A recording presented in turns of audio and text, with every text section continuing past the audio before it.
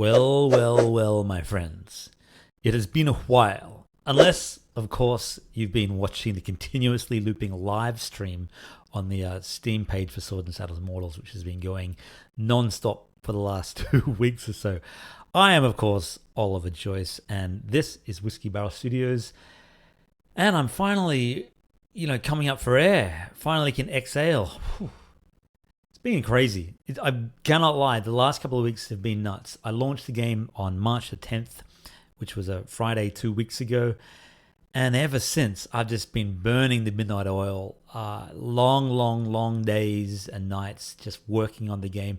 Launch day, I was up at 2 in the morning pressing the button to launch. And then I was up again at 5.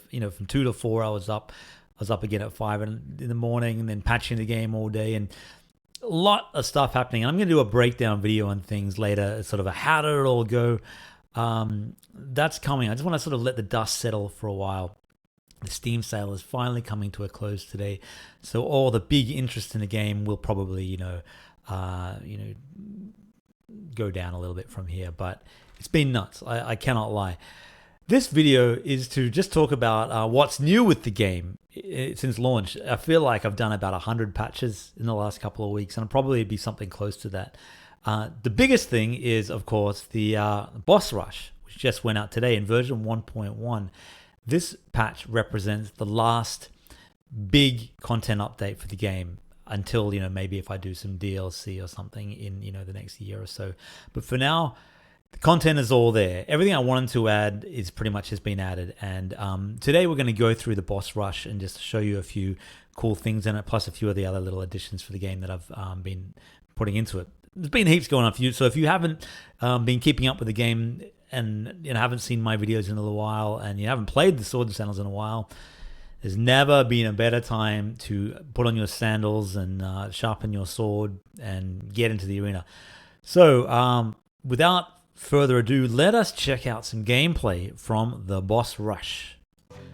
All right, here we are, Sword and Sandals Immortals once again with the Immortals song. Okay, so you have a new mode here, boss rush. So we can, first of all, I'm going to show you the boss rush in a second, but I quickly want to show you what's new. So if I go new multiplayer, you can now put hair on skeletons. That's it. That's the whole 1.1 update. That's been the last 2 weeks. Skeletons with hair. Sometimes have hair. Isn't that amazing? Bam. Actually, you can't. Yeah, that's fine. There we go. Cool. Look at this. What? He looks like a Beavis and Butthead skeleton. Let's get rid of him. Yeah, so the reason I kind of left off this crazy hair and things because, it leaves room for ears and so on, so it looks kind of weird. But so many people have said, oh, we want, the crazy hair and different things. It really doesn't work on the Yarans and the Haxapods and things. It looks way off, completely off kilter. But for things like skeletons, it's fine. So let's give it this guy. This looks like Gareth from The Office and Pirates of the Caribbean, this guy. We'll call him Gareth. Yeah, Gareth Keenan. Okay. So one of the other new things in the post-launch stuff has been new subclasses. So you've got things like the Pit Brawler, who can cornered animal. The lower your health percentage, the more damage you do with all skills. The Spellblade, which if your essence bar is at least 75% full, all physical attacks do double damage. The Fool, which you can't use in multiplayer, but they basically have no talents, but they gain double the amounts of stat points. I left them out of multiplayer because they're way too unbalanced. But for single player, hey, go crazy. The Dark Paladin, which is the sort of the counterpoint to the Paladin. All physical damage is increased the unholy you are versus the holy you are for Paladin. And the Rogue, the Thug, which basically extra 20% critical hit chance and physical resist, similar to sort of Man-at-Arms, but with the physical resist as well. And the Zen Monk, which is another cool, interesting one. All attacks do 150% bonus damage as long as you're not wearing armor. So if you start the battle with armor and then you lose the armor, all of a sudden your damage goes right up. So it's pretty powerful. So let's make this little guy really hoo-ah. So multiplayer is, been going pretty well. Over 10,796 fights so far, which is pretty impressive. There's 8 people online right now. You know, multiplayer is one of those things that, you know, probably won't have a huge following. It doesn't already, but, you know, if you ever want to get a game with your friends, the option is there. There are still, you know, many people on the leaderboards. You know, look at these, hundreds and hundreds and hundreds of people on these leaderboards. So, you know, you've still got lots of people to play against. And of course, we can recommend a realm. So nobody to fight now except this bot, the Zen Monk Gareth. What I wanted to show you before I show you the boss rush mode is this. Not that, not the shadows and dust, but see this thing over here, this extended tooltip thing. You now can see the skills and their hit chances and so on. So it gives you a real breakdown about what your characters can and cannot do.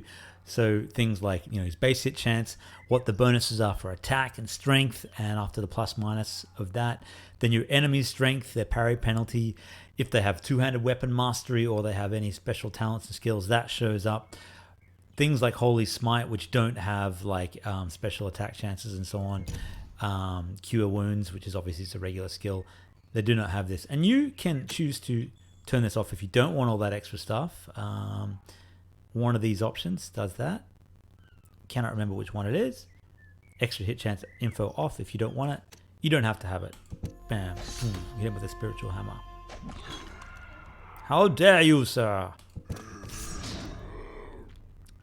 I can't remember if this happened in a post-launch update or previously, but the shank is also gone from the game. No more shank. You now start with a default weapon, be it a dagger or a blackjack or you know, basic hand axe. So, or a bow if you choose an archer as well, which is kind of cool.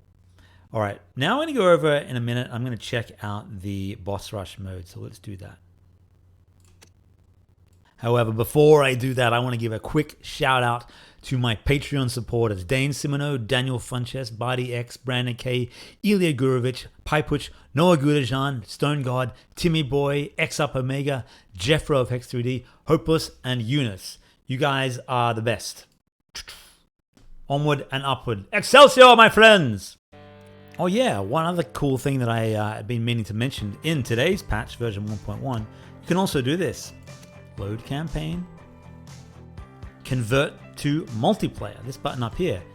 You can now convert some of your gladiators to multiplayer. So if you've been going through the single player campaign and feel like this character might be suited to multiplayer, then you can basically go, right, let's go choose this guy. Ones in red won't convert if they're too overpowered, if they have stats that are too ridiculous. That guy is only level 10, but I put a lot of cheat stats into him, so the game's going, nah, not possible. If you're a character that was made in the early access, like this Wingardium Leviosa character, who's one of the people from Discord's character, created with the early access, not compatible. But however, Rubidium, if I wanted to convert him over, you could. I'm not going to do it, but they will appear in the multiplayer menu then, which is kind of cool.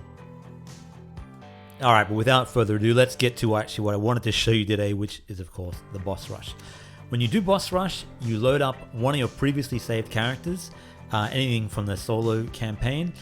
You choose one. Let's choose Rubidium for now, and they will not be saved in the boss rush mode, so you can die as many times as you want. It doesn't get converted. There's no leveling up or anything like that. It's very much like an extended version of the survival arena. If you've been to the survival arenas in the game, you can choose your champion's difficulty. We'll go with just normal, and you can choose random order or normal linear order.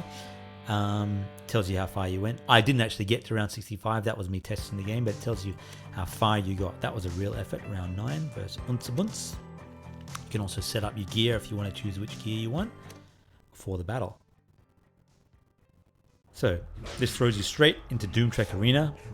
First fight is the Immortal Huge Charles. And it also chooses one of the many different cool arena tracks from the game. So you get different tracks every time, which is kind of cool. Oh, so we're a lot powerful than he is. A lot more powerful. Next battle I'll be able to roll over and show you. So yeah, Atlas Fox powerful than Young Atlas. Smite you.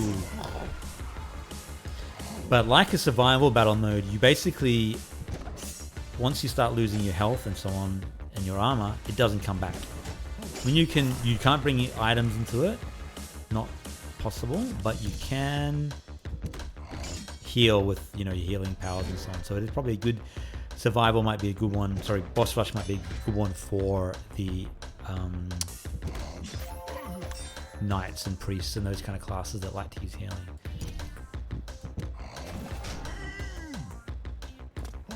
This Rubidium is like another test character, so he's wearing pretty poor gear for a boss rush.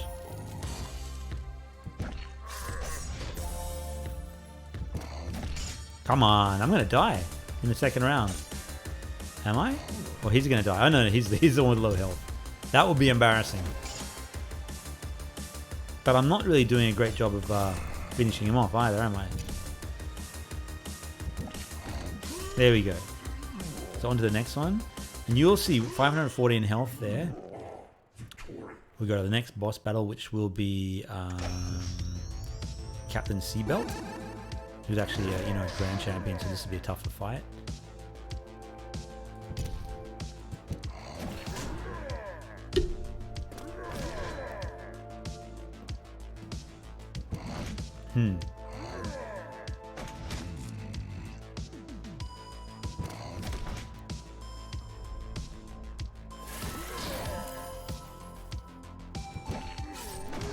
Whoa. This might be the end of us. Warrior strike. Whoa. Oh, neckties are in trouble. So, Rubidium did not fare that well. This is basically a special bonus mode for those who, have finished the game, want to sort of just get straight into the action.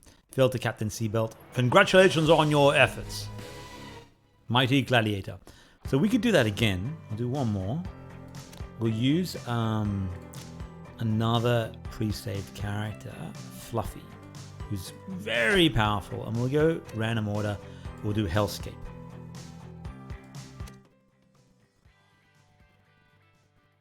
So who knows who we're going to fight. Okay, Jonah the Hammer, who was a pretty low-level boss. But you fight. So you go through all these rounds. Once you get to the Starbound Gladiator, you beat them.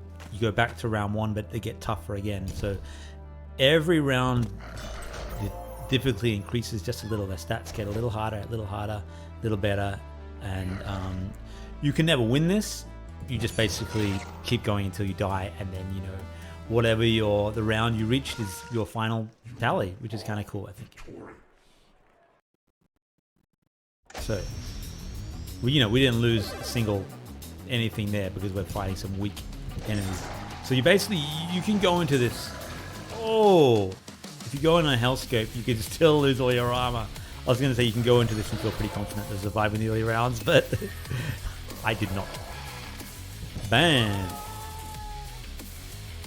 Yeah, the old glass cannon, Tectonica. It does a lot of damage.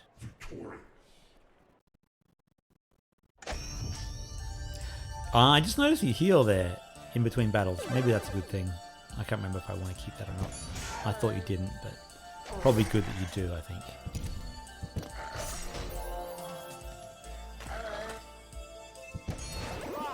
Oh, Faracles. No match. Stomping these ones, even on Hellscape. On Hellscape, they have significantly higher stats. But if I run into like an Antares or an Arglax or someone, like Heroicus or Archon or someone, we would be in trouble. Critical smite. Whoa. In this new build, Leap of Lions now scales with strength as well. So you notice how far I was jumping with my Leap of Lions. So melee characters are much, much stronger. Oh, but that represents the end of Fluffy. The end indeed. A cold and bitter one it was too. You fell to Magnanimuscle in round 4. Done. Done, I tell ya. Alright, so that's about it for today. It's nice to actually have a few an hour or so spare to actually make a video, because it has been a crazy couple of weeks. I'm not going to lie. As I mentioned at the beginning of the video, those crazy weeks are coming to an end. The 3 times, 4 times, 5 times, 6 times a day patches are also coming to an end. The new content is pretty much complete. I can pretty much exhale now, like take a deep breath, because I'm pretty exhausted. I really am. I haven't been able to get out much and exercise and do anything other than just patch the game. Sales have been good. I'm confident I can keep working in Whiskey Barrel Studios for at least the rest of the year and beyond. Thanks to you guys. Thank you so much to all the positive reviews and feedback you've given me. Thanks for your patience in this crazy time, because with every new patch, it's broken one thing, or your character is more powerful or less powerful. And, for the most part, I've gotten some great feedback. And, this is easily the most stressful time in a game dev's career, is the launch couple of weeks. The rest of the time is pretty, sedate and, fun for the most part.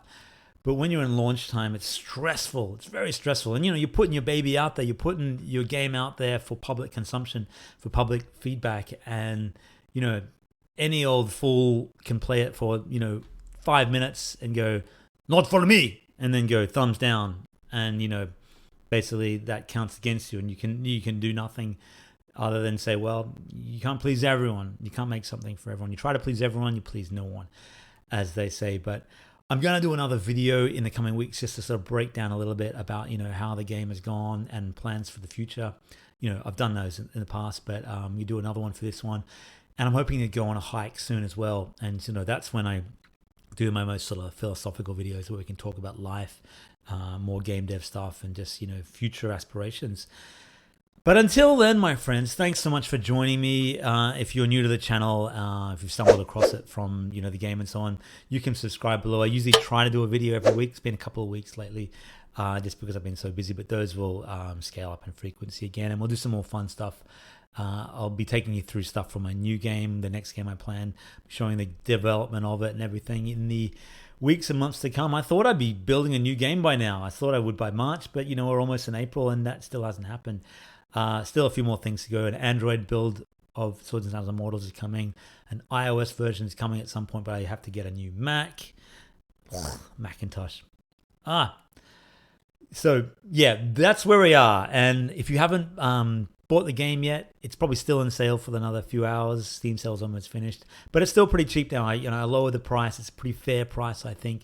And I'm, I really feel like this is the most accessible, the biggest and the most fun Swords and Sandals game I've ever built. And I think it's been the best received, nostalgia glasses off. This is the best of them. The old ones were fun, but trust me, I think this is the best Swords and Sandals game. All right, my friends, until next time, bye for now.